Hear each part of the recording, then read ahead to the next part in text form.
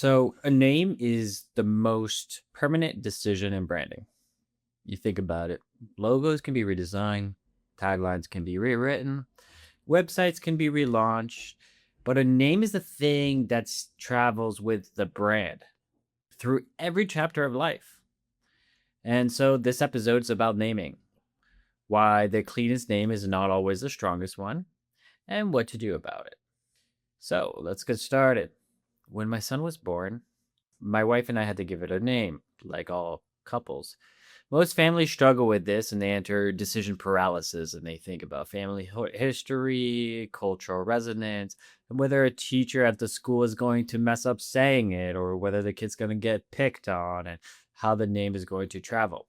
So, even with my own son, I thought about the name the way I think about every name: how it sounds, how it travels, and how it holds meaning.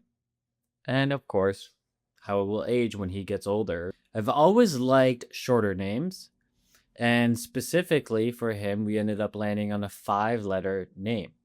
5 letter names are basically the longest name that your brain can hold it as one unit, one shape.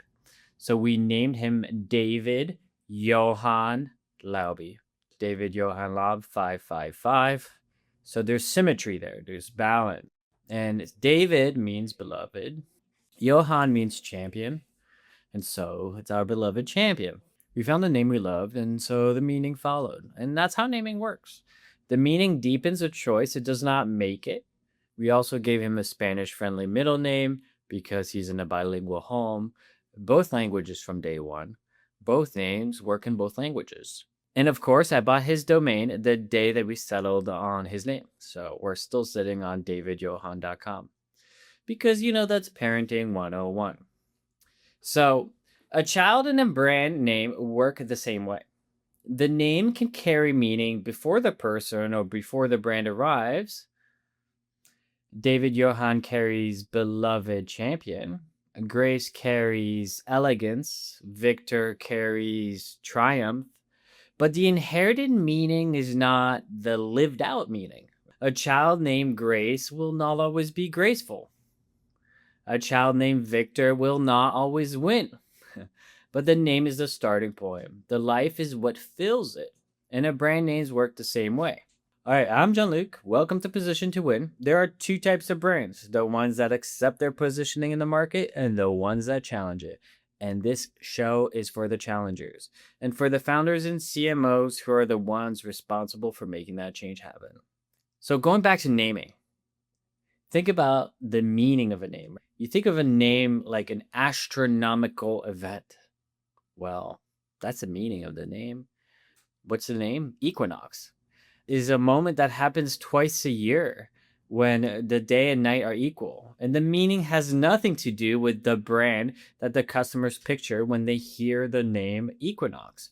The premium gym, the marble lockers, the recovery suites, the brand created the meaning through behavior over time. And every studio they open, every member they accepted, every dollar they charged, every campaign they ran, the word Equinox holds the association now of what the definition is.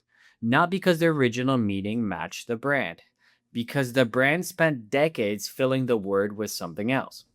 And that's true for every great brand name. Apple meant fruit, and now it means design discipline. And premium consumer electronic. Originally it meant for creatives. Amazon meant river. Now it means delivery and infinite amount of selection. Nike meant a Greek goddess, and now it means athletic performance. Slack meant lazy. The opposite of what productivity software should be called. Now, Slack is one of the most recognized B2B brands in the world. The original meaning is inherited, and the lived meaning is what the brand earned. A name gives you a starting point. Behaviors fills it with meaning, and that is true whether the name belongs to a person or a company. A good name does not explain the business. It gives a business something to become. A brand name is the most used word your company will ever own. Let me say that again in case you missed it. A brand name is the most used word your company will ever own. Okay, the name will appear on every email, every invoice, every legal document, every piece of marketing, every product page, every job listing, every press mention, every domain, like on your website, on all of the search results. If your company succeeds, that name will be said, written billions of times. And in the book, The Law of Branding, there's a law called the Law of Generic, and it's pretty simple. Giving a brand a generic name is one of the fastest roads to failure. And we see it everywhere. Founders want to compete for SEO terms. So they name their company after the category, electric company and city name, solar solutions for this region. And it works for local search, but it doesn't really work for everything else. So let me be clear. A generic name doesn't destroy a business. There are successful exceptions, right? We have General Motors, American Airlines, American Standards. These companies survive their name, but every one of them has to work harder for the name to stand out in the category or to stand out in the sentence of which it lives, in the paragraph of which it lives. General Motors competes against everything that generally talks about motors. American Airlines competes about every airline that is in America. American Standard competes against anything that claims to be a standard. So the name does not exclude, so the marketing has to do all the work. A brand name has one job, and that's really to stand out in a sentence and to be remembered. If the name sounds like an adjective or a descriptive of the category, it dissolves into a sentence. People can't see the difference. The customer cannot tell whether the description ends or the brand begins. And so there are different types of brand names. Each one of them has a strength or a ceiling. Descriptive names tell customers exactly what to sell, and they're easy to understand. However, they're hard to own.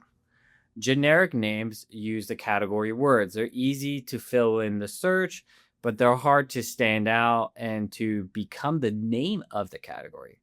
Subjective names imply something without stating it. So they're harder to grasp at first, but they are easier to grow into and they have less of a ceiling. Inventive names mean nothing until the brands make them mean something. They're hardest to launch. They're the hardest to copy. Direct response names name the trigger, the customer, and the aspiration in the name itself. Right? It could be either of those. And those names are for the highest conversion at the door. However, they have the lowest brand ceiling over time. Right? These are not names that people are going to tattoo on their body. Each type works in its context, and none of them are right for everyone. So let's bring this to life. General video rental is a bad name. Blockbuster is a good name. Online streaming service is a bad name. Netflix is a good name. Chat widget is a bad name. Intercom is a good name. Email marketing solutions is a bad name. MailChimp is a good name. Cloud storage is a bad name. Dropbox is a good name. AI assistant is a bad name.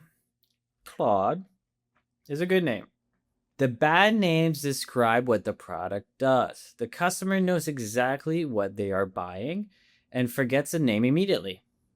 Nothing to hold on to. There's no real brand narrative. There's nothing to repeat. Nothing to say at the dinner party. It just sounds like another adjective. A good name creates a container that the brand fills over time.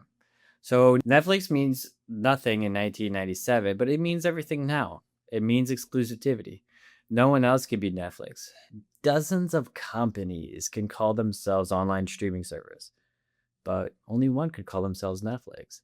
And Mark Randolph, the Netflix founder, did not even like the name Netflix. He wanted to buy replay.com, but the seller was asking $50,000 for it. And that was in 1997. That was crazy money for a domain. So he passed, and he tried alternatives. Netflix, Flicks, that was taken. Netpix, Pix was taken. So the only thing that was left was Netflix.com. And so Mark, the founder, wrote about this. He said that $50,000 felt like a lot of crazy money back then. So even though the founder did not know what the name would become, it became the name that it is today. Now, notice what's happening with AI. ChatGPT is a product description, right? OpenAI actually tried to trademark it. USPTO rejected the application. They ruled chat as a generic term for computer network communication. And GPT is a widely recognized acronym for the AI architecture. The name was too descriptive to own, which means now anyone can use those terms. And I would not be surprised if some people are already confusing ChatGPT with products that borrow the same generic language. Maybe people are using their competitors and they don't even know, because there's no way to protect the name ChatGPT, because the name is so generic and it's so easily forgotten. Any product can call themselves similar and get the same shelf space and the same memory. The brand is paying full price. Meanwhile, Claude is a good name, Gemini is a good name, Grok is a good name, and one category is ownable. The other brands belong to the category. So all of those are good names, and the category could become owned by one of those names. Made up names can have great potential. We have Kodak, Xerox, Haagen-Dazs, but typically when they are short and sound symbolic or rich, and they're easy to say. Made up words that require explanation or cannot be spelled after hearing it is oftentimes worse than a generic word, that even at least communicates something. So now consider a name like Hot Fit Moms. On a landing page, that name can be used to target moms who want to get in shape. So let's say you have a comparison where you have Hot Fit Moms and you have Planet Fitness. Well, most likely Hot Fit Moms would outperform Planet Fitness on a landing page. The name is the customer, the aspiration, and the trigger in those three words. The customer knows immediately, hey, this is for me. And that same strength becomes the ceiling. Hot Fit Moms has a harder time going premium. It has a harder time expanding beyond women who are not mom. It also has a harder time surviving cultural shifts in how the audience wants to be spoken to and how they want to be noticed. Now, compare that to Equinox. Equinox does not describe a gym, right? It creates a new world, a new experience, and it sounds premium before you even know the price.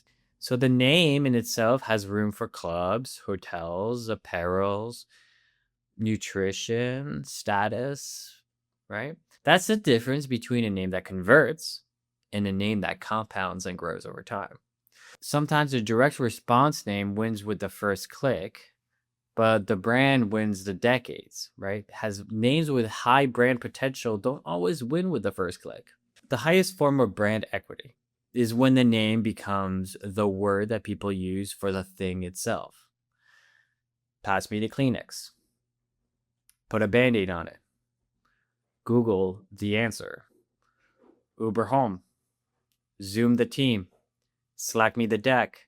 Venmo me for lunch. FedEx it to me. Netflix and chill. None of those names are product descriptions, but they become the language. Most names will never reach verb status, and the point is not to really chase that. The point is to build the name with enough room that it could. And the best name is not always the clearest name. The clearest name may win the landing page, but the ownable name will win the category itself. So at my studio, every name goes through 5 tests. Memorable enough that someone hearing it once can recall it later. Ownable enough that you can get it, the domain, the trademark, the search results, maybe not immediately, but you can get the search results. And then the handles would be obviously the secondary option. And scalable enough that it works when the company is 10 times larger, when it's doing more, it's serving different audience groups, and it's pronounceable enough that a stranger can say it, they can spell it, relatively speaking, and they can find it.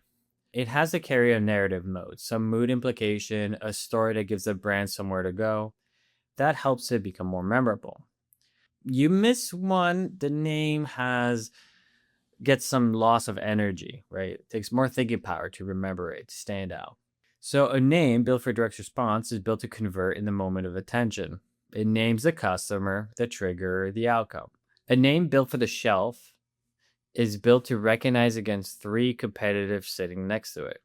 Yeah, we have distinctive types, distinctive sounds, distinctive shape, and it wins by standing out, not by describing itself or by describing the benefit. A name built for the long term is one that compounds over time. It becomes the language. It enters a conversation. The brand is not paying for it. Netflix, Slack, Uber, these are different jobs. The name has to know which job it's doing. Many brands fail because they pick a name that's built for one job and then they try to use it for another job. And that test really just doesn't work. So, can this name be remembered, owned, said, searched, or grown into? The strongest names use sound to do the work, and the brain remembers without trying. Ariana, a well loved creative on our team, mentioned a story about Booba and Kiki. And then I later studied it and I found it profoundly useful as an example for naming. So the story is that in 1929, a psychologist, Wolfgang Kohler, ran a simple experiment. And he showed people two shapes. One was spiky with all sharp angles, and one was round with soft curves. And then he gave them two words, Booba and Kiki. And he asked people to match the word with each shape.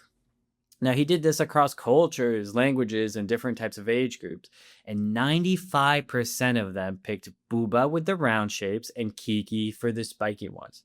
So the sounds carry a shape, and the brain assigns a visual meaning to the sound before it assigns a linguistic meaning. This is done by nature, and that's why we call it the Booba Kiki effect. And it is why hard consonants like KXZ signals sharpness and strength, right? We have Kodak, Xerox, Zoom, NAC, right? There's strength in those words.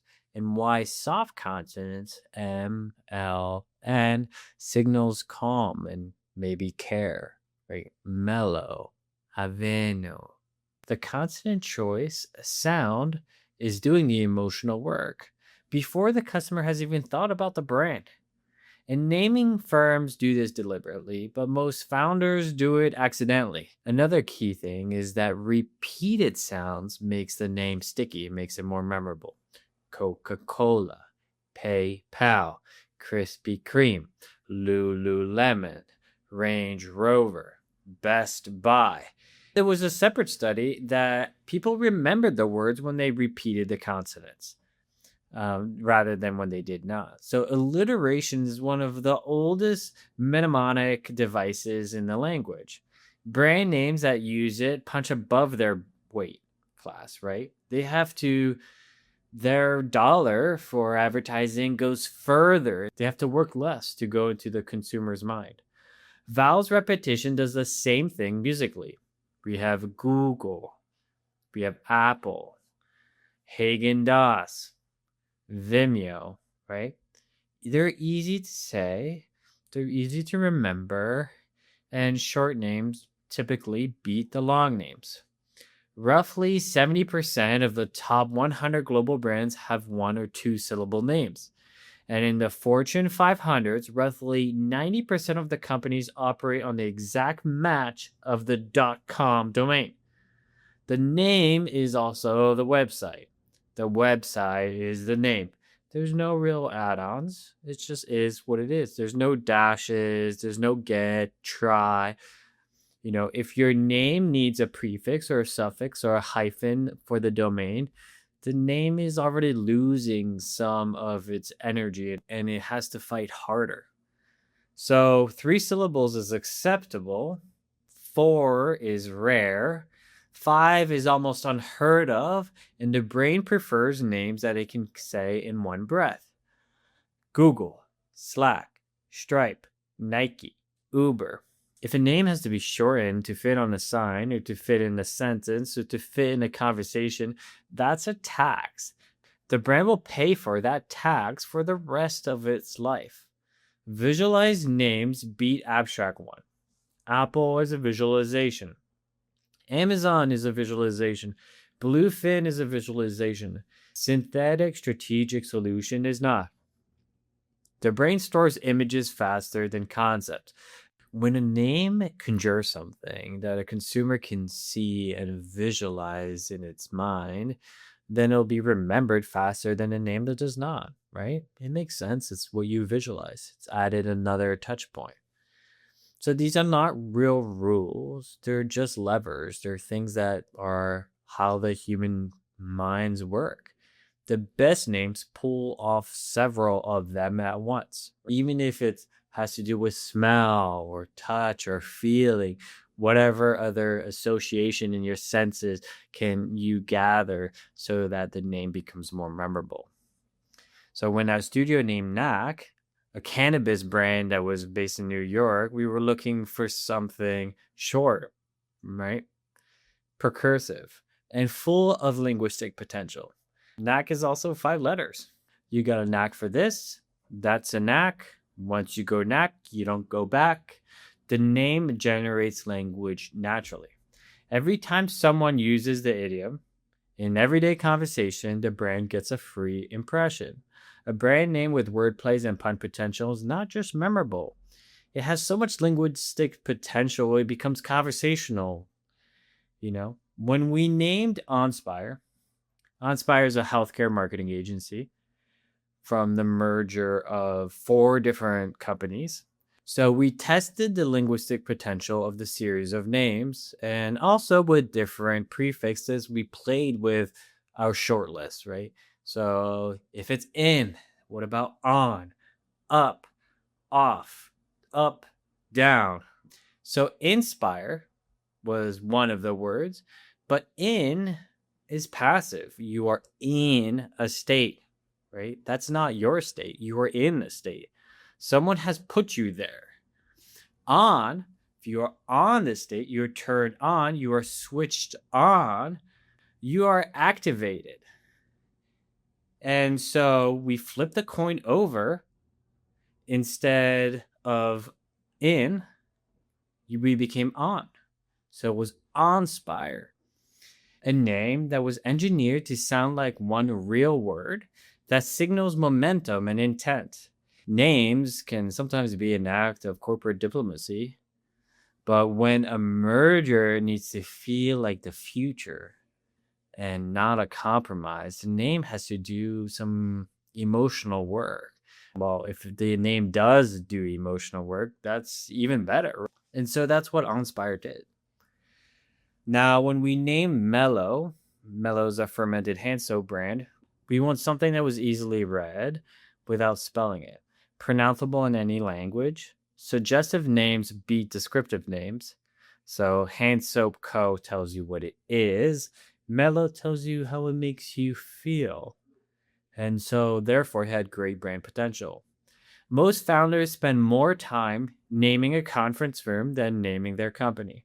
Their conference room does not need to be remembered. It does not need to be owned. It doesn't really need to be pronounced or searched or really grown into. It's just a conference room. But the company and the brand does. A name is not a label. It is the first thing that the market files you under. It is the word that travels when you are not in the room. It is the asset that will help you grow, or it could be like a leaky bucket over time for all of your marketing energy. The difference between those two outcomes can become huge, and this is usually made in the afternoon by a team that did not really take it seriously enough. People often underestimate the power of a name.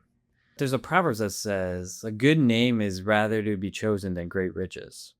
And without a good name, what do you have? A name is really everything. So, next episode, we move from the name identity to visual layer of the brand and why it's important to think about the whole visual system and not just the logo, and why a tree is known by its fruit, not its bark. So, thanks for listening, and we'll talk soon. And again, would love to hear your feedback on this episode, so let me know what you think.